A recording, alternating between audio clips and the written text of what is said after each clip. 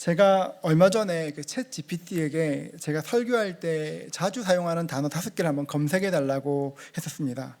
여러분, 제가 설교할 때 어떤 단어 가장 많이 사용할까요? 1위가 뭘까요? 여러분,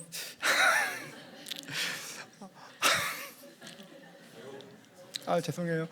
앞에서 누가 재밌는 답을 하셔가지고 1위는 여러분이었습니다. 여러분. 제가 지금 설교할 때 벌써 여러분 한 서너 번 했거든요. 여러분이었고요. 2위가 뭐냐면 그래서입니다. 그래서 그러니까 그렇게 했고요. 3위가 뭔지 아십니까? 예수님입니다. 예수님. 여러분 천만다행이지 않습니까? 설교할 때 예수님이 3등이었습니다. 천만다행이었습니다. 네 번째 단어가 성령이었습니다. 성령님 참 많이 저희 기도하고 원하고 바라는 것이죠. 5번째 단어가 뭘까요? 맞추시면 제가 스타벅스 그 쿠폰을 쏠까 합니다. 5번째는 뭘까요? 마음지킴. 땡입니다. 마음까지 했으면 맞을 텐데 마음입니다. 마음. 제가 5번째로 많이 사용하는 단어가 마음이었습니다. 제 기도도 참 많이 이야기하지 않습니까? 기도보다 마음이 2번 더 많이 사용됐더라고요. 제가 검색 결과를 보고 원고를 한번 쭉 검토해 보니까 정말 마음이라는 단어 참 많이 사용되었습니다. 아까 마음지킴 누가 하셨죠? 나중에 교육자 오시면 커피 드리겠습니다. 저도 마음에 대해서 이야기 참 많이 하지만 요즘 이 시대가 어느 때보다 마음에 대해서 많이 이야기하는 시대이기도 합니다. 여러분, 그러면 마음을 참 많이 이야기하는데 마음이라는 게 뭘까요, 여러분? 여러분은 마음이 어떤 것이라 생각하십니까? 국어사전을 보니까 마음을 이렇게 정의합니다. 사람이 본래부터 지닌 성격이나 품성이라고 마음을 정의합니다. 제가 이 글을 읽다가 성경에서는 마음을 어떻게 말하는지 한번 알아보고 싶어서 성경에서 마음을 한번 검색해 보았는데요. 성경에는 마음이 1152번 이렇게 사용됩니다. 정말 많이 나오죠. 가장 대표적인 말씀이 오늘 우리가 함께 읽었던 잠언 4장 23절인데요. 한 번 더 같이 읽어볼까요? 함께 읽습니다. 모든 지킬 만한 것 중에 더욱 내 마음을 지키라. 생명의 근원이 이에서 남이니라. 이런 말씀도 있고 예레미야 29장 13절도 있습니다. 함께 읽겠습니다. 너희가 온 마음으로 나를 구하면 나를 찾을 것이요 나를 만나리라.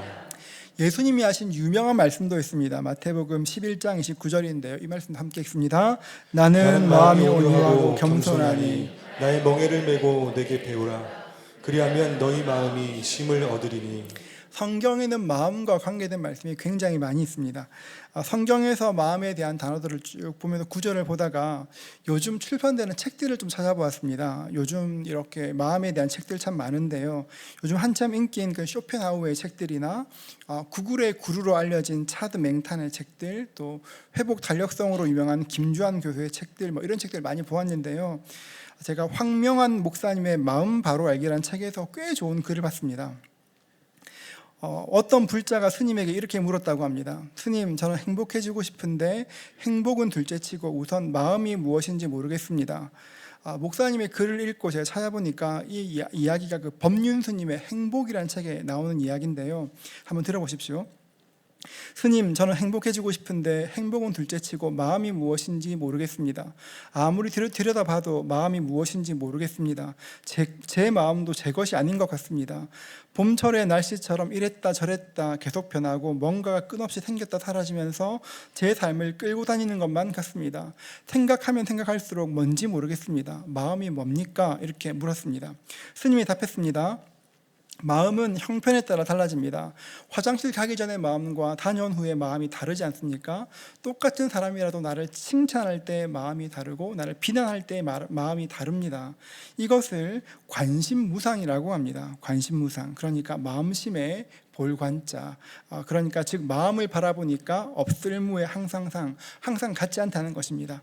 마음은 늘 변한다는 것입니다. 마음은 늘 변하니까 믿을만하지 못하다. 그러니까 좋았다가도 싫을 수도 있다는 것입니다. 누가 나를 좋아한다고 해도 들뜨지 말고 싫다고 해도 너무 그 말에 집착하지 마세요. 항상 바뀌는 것에 너무 신경 쓰지 마세요. 다만 마음을 관찰하고 알아차리면 됩니다. 누군가가 좋아진다면 그저 그가 좋은 사람이라 그런 것이 아닙니다. 내 마음에 그 사람을 좋아하는 마음이 일어나는구나 생각하면 됩니다. 즐거우면 내 마음에 즐거움이 일어나는구나, 괴로우면 괴로운 마음이 일어나는구나, 마음만 관찰하시면 됩니다. 내 마음이 죽을 듯 하는 것을 알아차리면 괴로울 일이 없습니다. 마음은 늘 이랬다 저랬다는 것이니까 구경만 하세요. 왜 마음 때문에 속을 썩습니까? 마음에 실체가 없습니다. 그렇다고 마음이 없습니까? 분명히 있습니다. 안개가 있다가 사라지듯 마음도 시시때때로 일어났다가 사라집니다. 그것을 마음이라 이름 붙인 것입니다. 그런 것에 너무 흔들리지 마십시오. 이렇게 하셨습니다. 제가 법륜스님의 설법을 읽다가 저도 모르게 아멘 할 뻔했습니다. 굉장히 설득력 있는 그런 이야기 아닙니까? 사실 마음에 대해서 이렇게 말하는 것은 그 가톨릭에서 마음에 분심이 생길 때, 마음이 나뉘어질 때 어떻게 그 마음을 다루라고 말하는 것과 거의 일치하는 내용입니다.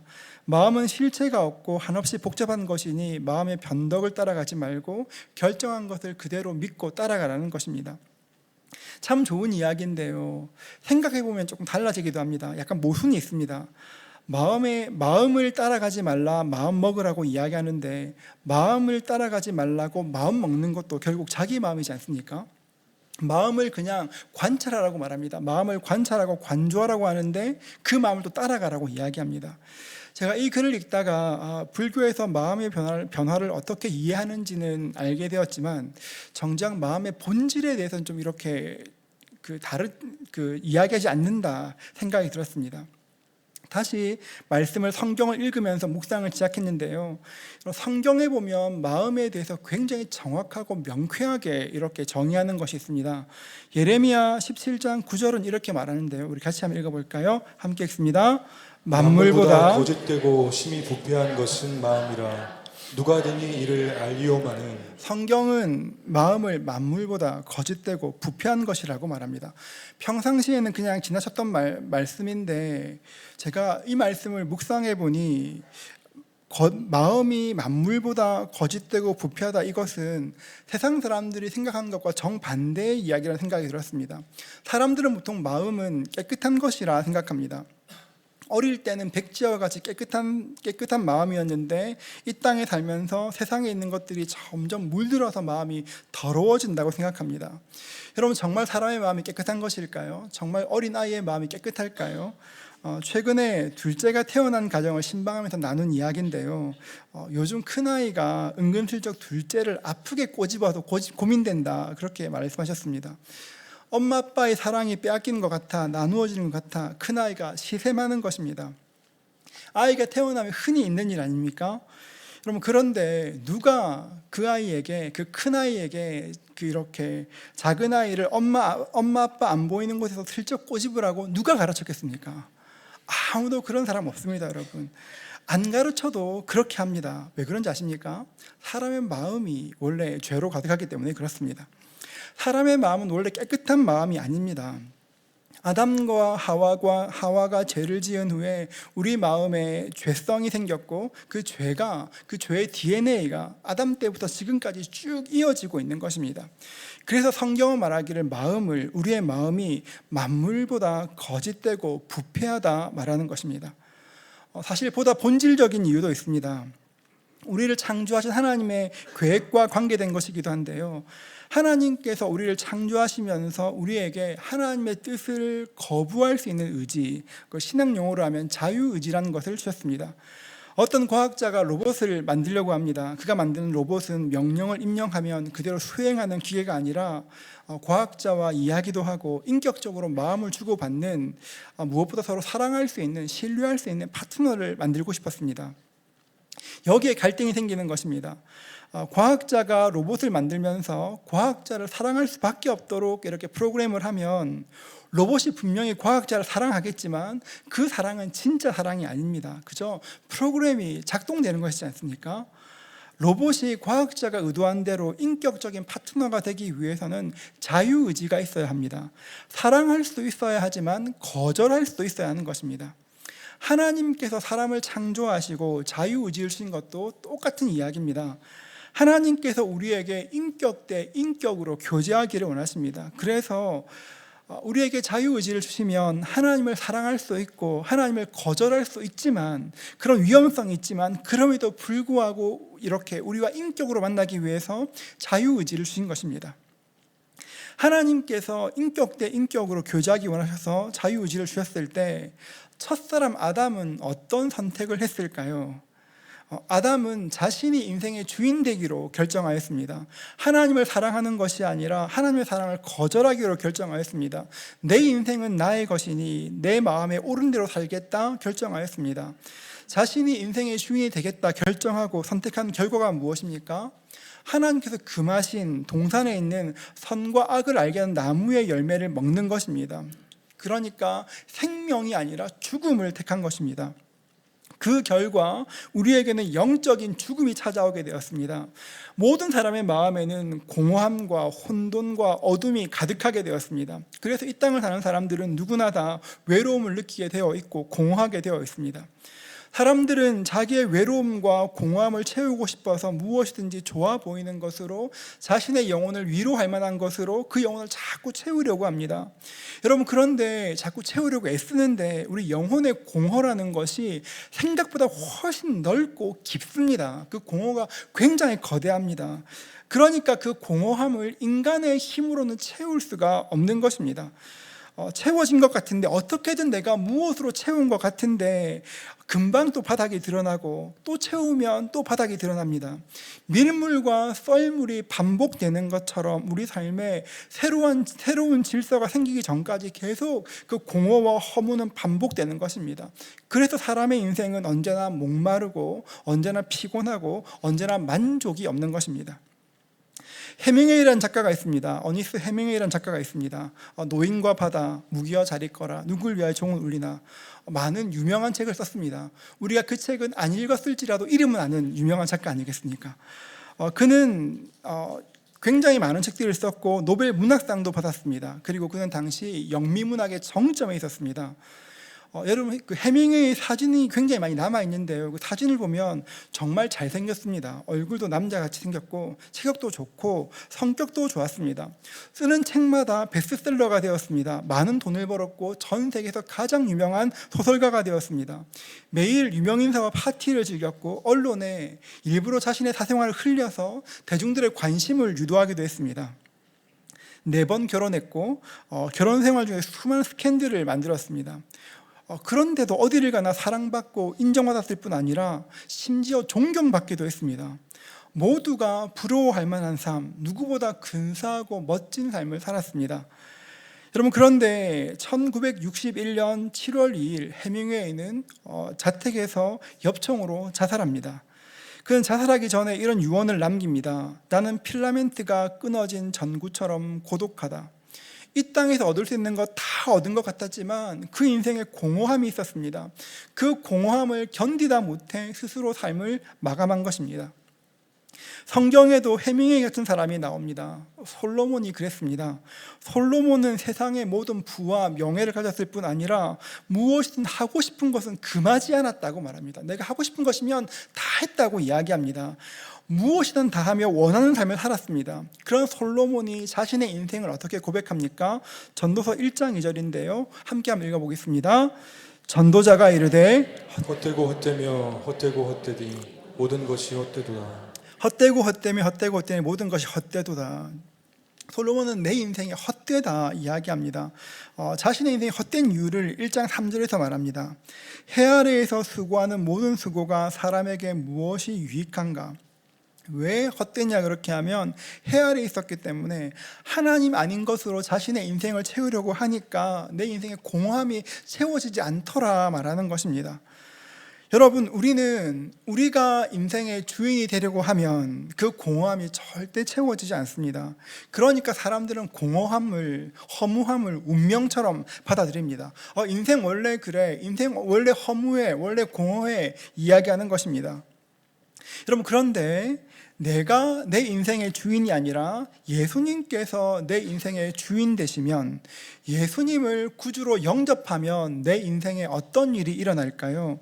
고린도후서 3장 5절은 이렇게 말하는데요. 우리 함께 읽겠습니다. 우리가 우리가 무슨 일이든지 우리에게서 난 것 같이 스스로 만족할 것이 아니니 우리의 만족은 오직 하나님으로부터 나느니라. 우리의 만족은 오직 하나님으로부터 나느니라 이야기합니다. 여러분, 예수님께서 우리 인생의 구주가 되시면 가장 먼저 나타나는 일이 우리 인생이 만족스러워집니다. 인생이 사는 것이 즐거워집니다.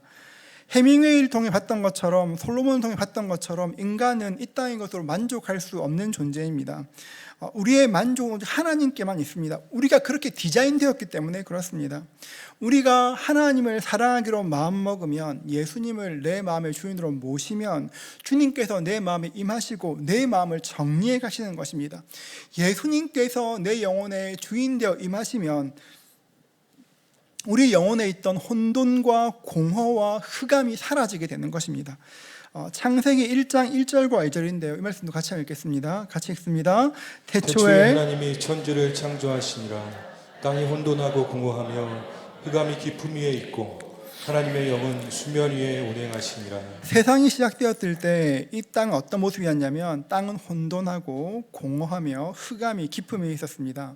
그 위에 하나님의 영이 운행하실 때 새로운 창조가 시작되었습니다. 하나님께서 창조를 시작하시니까 혼돈과 공허와 흑암이 밀려나기 시작하였습니다. 새로운 질서가 생긴 것이죠. 창세기 1장에 보면 하나님이 천지를 창조하신 것이 기록되어 있는데, 여러분, 그냥 창조하신 것이 아니라 굉장히 질서 있게 하나님이 세상을 만드셨습니다. 하나님 첫째 날 빛을 만드셨습니다. 그리고 둘째 날 물 가운데 궁창이 있어 물과 물을 나뉘게 하셨습니다. 셋째 날에 땅이 풀과 씨 맺는 채소와 나무를 내었고, 넷째 날 하나님께서 해와 달과 별을 만드셨습니다. 다섯째 날에 바다와 육지와 공중의 생물을 만드셨고, 마지막 날 들짐승과 사람을 창조하셨습니다. 이 순서를 잘 보십시오, 여러분. 만약 하나님이 사람을 너무너무 빨리 보고 싶었습니다. 너무너무 사람 만나고 싶었습니다. 그래서 하나님이 첫째 날 사람을 창조하셨다면 어떻게 되었을까요? 물에 빠져 죽었을 겁니다. 그대로 익사했을 것입니다. 둘째 날 창조했다면 어떻게 되었을까요? 얼어 죽거나 아니면 먹을 것이 없어 굶어 죽었을 것입니다. 하나님께서는 이렇게 모든 것을 천천히 계획하시면서 그 일을 이루셨습니다. 모든 생태계가 다 만들어지고 사람이 살 만한 환경이 되었을 때 사람을 지으셨습니다. 이게 무엇을 뜻하냐면, 하나님께서 계신 모든 곳에는 질서가 있습니다. 하나님께서 계신 모든 곳에는 질서가 있고 생명의 역사가 있습니다. 예수님을 영접한다. 그것이 무엇이냐면, 우리 영혼의 혼돈과 공허와 흑암이 사라지고 하나님의 질서가 새롭게 임하게 된다는 것입니다. 어떻게 보면 예수를 영접한다는 것은 우리 영혼에 새로운 집을 짓는 것과 같습니다. 우리가 지금 예배드리고 있는 이곳은 예전에는 폐업한 병원이었습니다. 예전에 이렇게 사진도 보여드렸지만 여기 원래 버리고 간 물건이 가득했습니다. 먼지도 엄청 쌓여 있었습니다. 저희가 이곳에서 예배드리기로 결정하고 여기 있던 모든 것들을 다 비우고 버렸습니다. 공간을 다 비운 후에 벽을 트고 천장까지 다 뜯어서 방음하고 이렇게 여러 가지를 했습니다. 그렇게 헐고 새로운 것을 만들었습니다. 많이 버렸습니다. 그리고 많이 버린 뒤에 또 많이 넣었습니다. 여러분, 그렇게 교회가 되었습니다. 우리 영혼의 예수님이 주인 되시면 가장 먼저 하시는 일이 무엇이냐면, 우리 영혼을 비우시는 일입니다. 옛사람의 낡은 습관들을 버리게 하십니다. 내 옛사람의 그런 습성들을 버리게 하시는 것입니다. 깨끗하게 청소하시고 새롭게 우리 영혼을 디자인해 나가십니다. 예수님을 주인으로 영접했습니다. 예수님이 내 인생의 주인이시라고 고백합니다. 그럼에도 불구하고 여전히 마음이 불안하고 허무하신 분이 계십니까? 여러분, 왜냐하면 옛사람이 청소되지 않아 그런 것입니다. 예수님을 우리 영혼의 주인으로 모셨지만 사실은 그분을 주인으로 모신 것이 아니라 손님처럼 대하니까 그분은 내 삶에 관여하지 못하시는 것입니다. 우리는 예수를 주인으로 모셨다면 내 삶을 내어드리기 전에 먼저 이루어져야 될 일이 내 마음을 하나님께 드리는 것입니다. 회개를 통해서 내 영혼을 비우고 하나님께서 싫어하시는 것이 무엇인지 깨달아 알게 되고 이렇게 정리해 나가는 것입니다. 하나님께서 내 영혼에 기둥들을 세우시고 구획들을 세우시도록 우리 마음을 온전히 맡겨드려야 되는 것입니다. 여러분, 그런데 이것이 쉽게 되지 않습니다. 하나님께 마음 맡기는 것이 정말 어렵습니다. 그래서 우리에게 필요한 것이 있다면 하나님의 말씀이 반드시 필요한 것입니다. 요한복음 1장 14절인데요. 우리 같이 한번 읽도록 하겠습니다. 함께 읽습니다. 말씀이 육신이 되어 우리 가운데 거하심에 우리가 그의 영광을 보니 아버지의 독생자의 영광이요 은혜와 진리가 충만하더라. 말씀이 육신되어 우리 가운데 거하심에, 여러분 이 말씀을 잘 보십시오. 하나님 말씀이 육신되어 우리 가운데 거하신다고 말씀하십니다. 예수님 말씀이 우리의 존재가 되도록 해야 하는 것입니다. 여러분, 예수님 말씀이 그냥 말씀으로 끝나는 것이 아니라 그 말씀이 우리 가운데 거하시도록 존재가 되도록 해야 되는 것입니다. 하나님 말씀은 좋은 약과 같습니다. 영혼을, 마음을 치료하는 약과 같습니다. 여러분, 아무리 좋은 약이 있어도 중요한 것은 이렇게 먹는 게 중요하지 않습니까? 하나님 말씀이 아무리 중요하다고 해도, 이 말씀에 능력 있다고 해도 먹지 않으면 아무 소용이 없는 것입니다. 이 말씀이 약이 되기 위해서는 말씀을 먹어야 합니다. 말씀을 어떻게 먹을 수 있을까요, 여러분? 말씀을 먹기 위해서 말씀을 읽어야 하고 하나님 말씀을 암송해서 내 영혼에 계속 넣어야 되는 것입니다. 오늘부터 저희 가을학기 시작되고 다락방 시작되었는데요. 이번 가을학기 우리 교회 목양 목표를 암송으로 정했습니다. 암송으로, 표정들이 다 왜 그러시죠? 암송으로 정했습니다. 여러분, 무리하지 않고 저희 9월, 10월, 11월, 12월 넉 달 동안 넉절을 딱 4개만 암송할 겁니다, 여러분. 4절 암송하는 건데요. 우리가 하나님 말씀을 암송하는 것은 단순히 말씀을 외우는 것이 아닙니다. 말씀을 암송하는 것은 우리 영혼에 영적인 기둥들을 세우고 구획을 정리하고 주님께서 일하시도록 하는 것입니다. 여러분, 기둥은 한번 세워지면 좀처럼 흔들리지 않습니다. 하지만 기둥을 시공하는 것이 꽤 어렵습니다. 시간이 걸립니다. 마찬가지로 하나님 말씀을 암송하는 것이 굉장히 영혼에 유익한데 어렵습니다. 오늘 들어오시면서 이거 받으셨습니까? 한번 보시죠. 2장 받으셨죠, 여러분? 같이 한번 읽어볼까요? 같이 읽습니다. 함께 읽습니다. 모든 시킬 만한 것 중에 더욱 내 마음을 시키라. 생명의 근원이 예서 남이니라. 이게 저희 9월의 암송입니다. 너무 쉽죠, 여러분? 그럴 것 같죠? 이 정도야 쉽지 금방 외우지 하십니까? 진짜 놀라운 것은 마귀가 말씀의 능력을 우리보다 마귀가 훨씬 더 잘 압니다. 우리 영혼에 말씀의 씨앗이 뿌려질 때 영적인 세계에서는 어떤 일이 일어날까요? 마태복음 13장 4절은 이렇게 말합니다. 뿌릴새 덜어는 길가에 떨어짐에 새들이 와서 먹어버렸고, 새는 악한 마귀를 뜻하는 것입니다. 하나님 말씀이 우리 영혼에 뿌려지면 그 말씀이 30배로, 60배로, 100배로 결실할 것을 알기 때문에 우리 영혼에 말씀이 임하게 되고 그 말씀이 자라면 우리 영혼이 풍성해질 것을 알기 때문에 마귀는 기가 막히게 그 말씀을 뺏기 위해서 애씁니다, 여러분. 우리 영혼에 말씀이 떨어지면 대적 마귀는 말씀을 먹어버리려고 없애려고 계속 애쓰는 것입니다. 말씀을 짧은 말씀 읽으면 금방 외워질 것 같은데 말씀이 잘 안 외워지면 뜻밖의 잘 안 외워집니다. 왜냐하면 이게 영적인 일이라 그렇습니다. 나중에 지금 여러분 참 신기한 게 지금 딱 보고 외우는 것 같은데 차에 내려가면 머리가 하얗게 변합니다, 여러분. 왜 그럴까요, 여러분? 제가 어제 순장 기도회 때 이야기했었는데요. 저는 사역반을 6번 인도했습니다. 사역반을 인도하면 로마서 8장 말씀을 암송해야 합니다. 훈련생들에게 외우라 그러면 같이 외워야 되니까요. 같이 합니다. 사역반 6번 했으면 제가 로마서 8장 6번 암송한 겁니다. 제법 외우지 않겠습니까? 웬만하면 그렇게 하겠죠, 여러분. 제가 설교를 준비하면서 한번 외워봤는데 앞에는 좀 하겠는데 18절부터 생각이 정말 안 나는 겁니다. 18절부터 안 나더니만 20한 6절 넘어가니까 아예 기억이 잘 안 났습니다. 누군가 돌에 새기면 잘 안 지워진다는데 아닐지도 모르겠습니다. 여러분, 암송카드를 2장 드렸습니다. 왜 2장 드렸을까요? 한 장은 여러분들이 이렇게 혹시 휴대폰 케이스가 투명 케이스라면 그 뒤에 끼워 놓으십시오, 여러분. 그래서 그 말씀 계속 보십시오. 모든 지킬 만한 것 중에 더욱 내 마음을 지키라. 생명의 근원 이에서 남이니라 계속 끼우시고요. 아니면 혹시 휴대폰에 못 끼우시는 분이 계시면 지갑에 이렇게 끼우시고 이렇게 계속 말씀 보시면 좋겠습니다. 또 한 장은 어디에 두면 좋냐면 여러분 침대에 이렇게 여러분 머리맡에 두시면 정말 좋습니다. 잠이 안 올 때 말씀을 암송하면 잠이 달아질 겁니다. 근데 이게 농담 같은 이야기지만 하나님 말씀을 마지막에 묵상할 때 여러분 꿈에서도 말씀 묵상하는 은혜가 있습니다. 이럴 때 아멘 하시죠, 여러분. 네. 그랬으면 좋겠습니다. 그래서 여러분 말씀을 꼭 외우시면 좋겠습니다. 지금부터 우리가 가을 학기에 해야 될 일은 말씀을 영혼에 새겨 넣는 일입니다.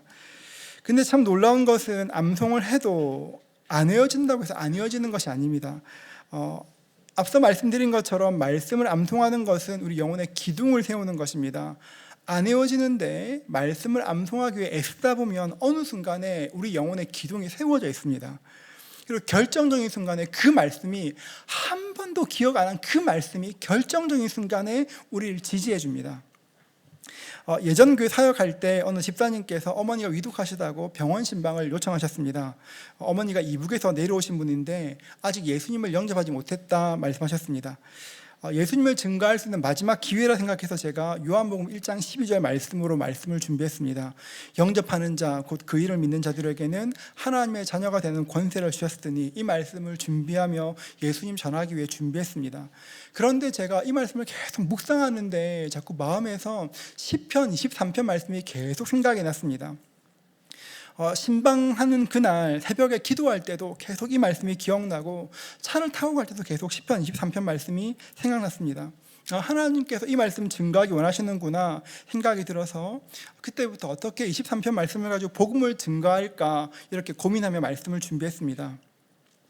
병실에 들어갔습니다. 집사님의 어머님이 굉장히 쇠약한 모습으로 누워 계셨습니다. 제가 인사를 드리고 침대 곁에 앉아서 이렇게 성경 말씀을 읽어드렸습니다. 시편 23편 1절 말씀 우리 같이 한번 읽어볼까요? 함께 읽습니다.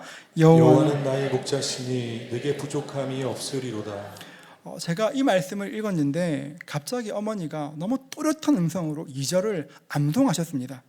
그가 나를 푸른 풀밭에 누이시며 쉴만한 물가로 인도하시는도다. 그러시면서 23편 마지막 절까지 끝까지 다 암송하셨습니다. 모두가 다 너무 놀랐습니다. 제가 복음 증가하러 갔는데 어머니가 성경 말씀을 아는 것도 아니고 암송하고 계셨습니다. 그제서야 말씀하시기를 이북에서 주일학교를 다니셨고 그때 성가대도 했다 말씀하셨습니다. 예수 안 믿는 집에 시집가게 되었고 완고한 남편 때문에 교회 다닐 수 없었노라 이야기하셨습니다. 근데 제가 그 다음 말이 굉장히 인상 깊었습니다. 내가 예수님을 다 잃어버린 줄 알았는데 예수님이 생각난다 말씀하셨습니다. 다시 한번 일어날 수만 있다면 꼭 교회 가고 싶다 이렇게 이야기하셨습니다. 그런데 다시 일어나지는 못하셨습니다. 시간이 조금 더 지나 의식이 거의 없어졌습니다. 임종 예배를 원하셔서 다시 한번 병원에 찾아갔습니다. 그때 이미 말문도 닫으시고 의식도 없었습니다.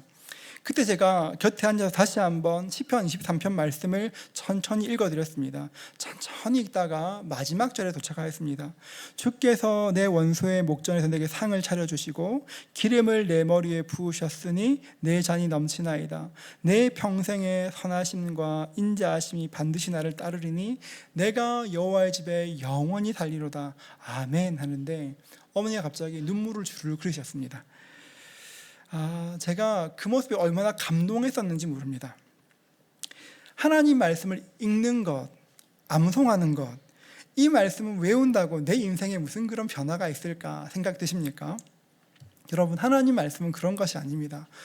하나님 말씀을 읽는 것은, 말씀을 암송하는 것은 여러분 내 영혼의 기둥을 만드는 것입니다.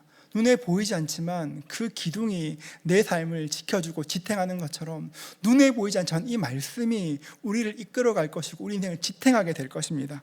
얼마나 놀라운 은혜입니까? 제가 설교를 준비하면서 그때 일을 생각하는데 참 마음이 뜨거웠습니다. 어제 제가 이분의 그 집사님과 통화하면서 오랫동안 얘기했었는데요. 그러면서 동시에 또 한 가지 일이 생각났습니다. 몇 년 전 어느 대기업 간부가 스스로 목숨을 끊는 일이 있었습니다. 꽤 유명한 크리스천이셨습니다. 사건 자체도 되게 마음 아픈 일이지만 그 스스로 목숨을 끊기 전에 그 CCTV에 포착된 그 모습이 진짜 마음 아팠습니다.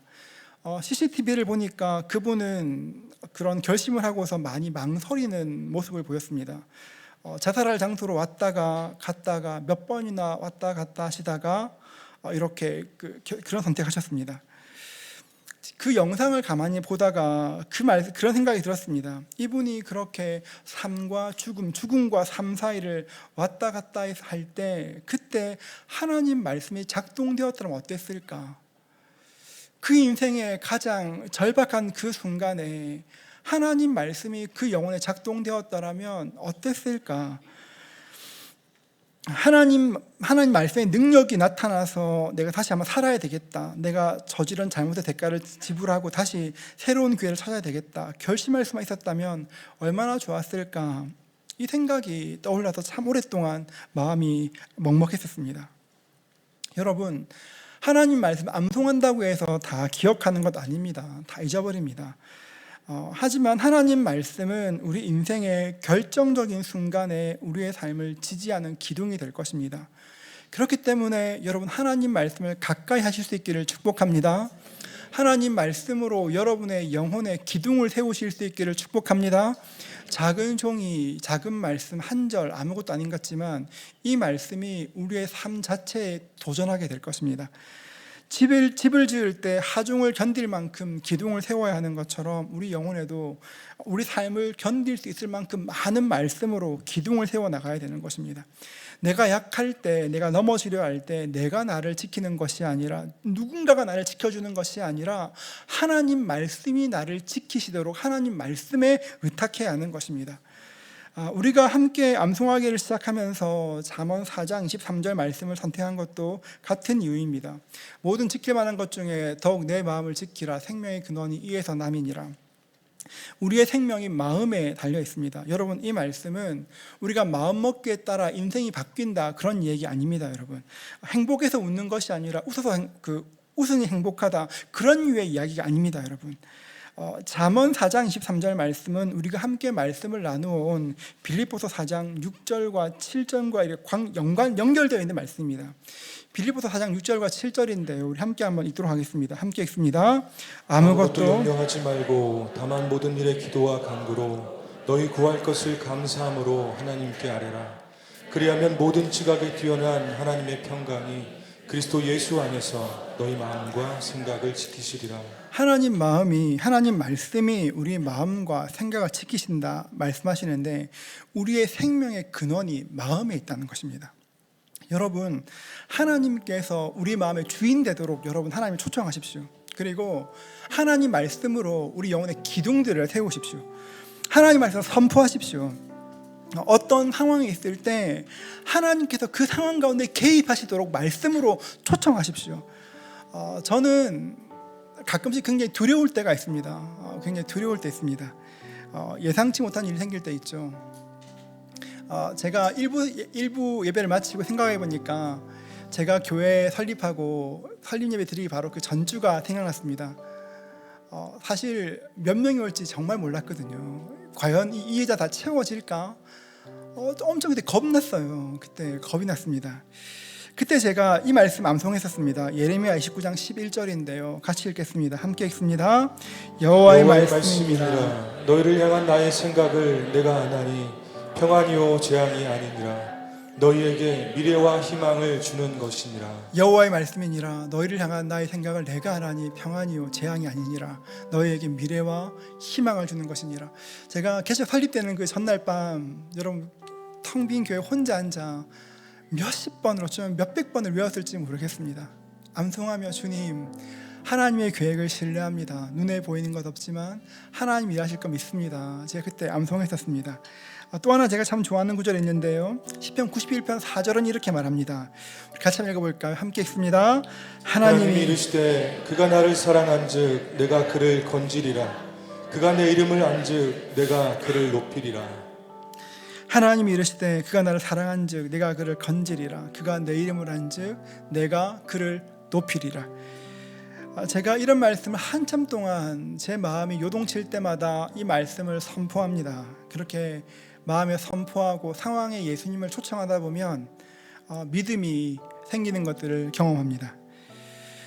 그러면서 어떤 믿음이 생기냐면 잘 될 거야는 아닙니다, 여러분. 잘 되겠지. 내일 교회에 가득 채워지겠지. 그런 평안은 아닙니다, 여러분. 뭐 어떤 마음이 생기냐면 하나님의 선하심에 대한 믿음이 생깁니다. 하나님이 선하시지. 하나님은 참 선하신 분이지.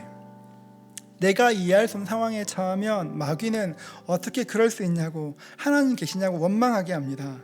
그때 우리가 선포해야 될 것이 무엇입니까? 딱 하나밖에 없습니다. 하나님은 절대 선하시다. 하나님은 내 인생에 언제나 선하시다.